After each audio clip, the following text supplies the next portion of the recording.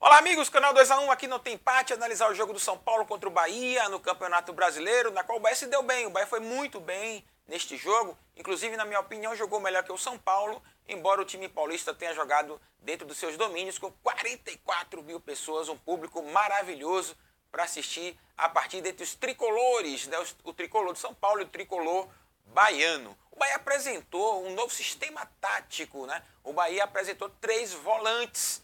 No entanto, nós já havíamos comentado que o Bahia não iria ser um time que iria recuar. Apesar dos 3 volantes, a característica desses jogadores não são jogadores que jogam muito atrás da linha da bola ou são jogadores que esperam e recompõem ali a linha próximo dos zagueiros do Bahia. Não, esses jogadores quando estão com a posse de bola e quando retomam, é uma característica de Gregori, por exemplo, um grande desarmador de bolas, né, de contra-ataques, de ataques na realidade, aliás, de ataques, não atrapalhe, rapaz, ele é um desarmador muito bom, então quando eles estão com a bola, eles propõem o jogo. Então são volantes modernos que sabem jogar. O Elton, por exemplo, tem uma boa característica, ele tem um passe longo, um lançamento longo, em uma bola de contra-ataque, por exemplo, quando os alas abrem, ou então quando os pontas abrem, ele tem um bom passe longo. O Douglas, por exemplo, embora Douglas precisa melhorar um pouco a situação mental, Douglas fica muito nervoso durante a partida e comete algumas faltas bobas, algumas reclamações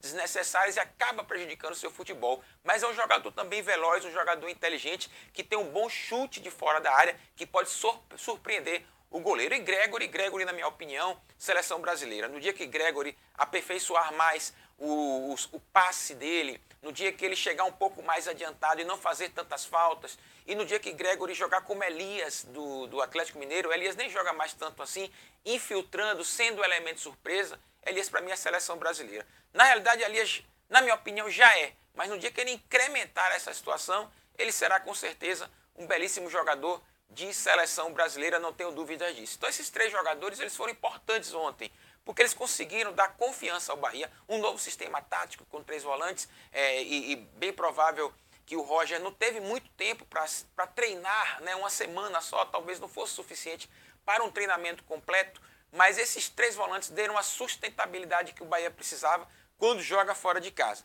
Um detalhe é, como esse time joga dentro de casa, se permanecer essa estrutura, ou como ele irá jogar se ele tomar o primeiro gol. Então é uma dúvida que nós vamos ver durante o Campeonato Brasileiro, porque é um time que está comedido, embora não seja um time recuado, mas é um time que precisa ser mais experimentado durante a partida. O Bahia jogou melhor que o São Paulo, na minha opinião. As melhores chances foram a tricolor. Por exemplo, o Fernandão no segundo tempo, 2 gols ele não costuma perder. Principalmente a bola que ele confunde se vai na cabeça, se vai no pé e acaba tentando um peixinho e ali ele se perdeu um pouco. E o outro lance que ele estava sozinho, ele matou no peito, preferiu bater de primeira. Eu tenho certeza que o gol, um dos 2 gols ele faria se ele tivesse numa situação mais tranquila, mais calma. Talvez foi um jogo nervoso, 11 horas da manhã também, não é um jogo que os jogadores costumam jogar, né? Quando a bola vem, por exemplo, esse lance, Fernandão poderia tirar essa dúvida nossa, né?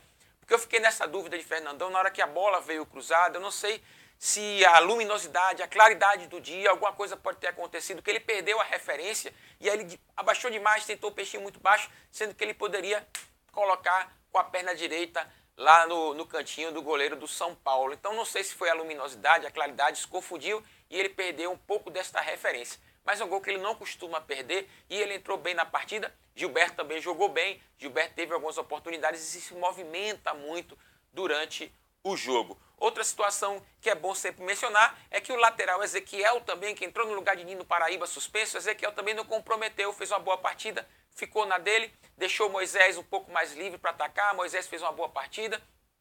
Mas um ponto relevante é que nós precisamos melhorar o passe de Arthur. Arthur talvez tenha uma deficiência na base, que ele não foi preparado para ser um passe mais efetivo. O Arthur erra muito passe, eu já vi falando isso aqui nos nossos programas do É do Jogo, algumas análises tricolores. Arthur tem uma excelente característica, que ele participa muito do jogo. Arthur toca muito na bola.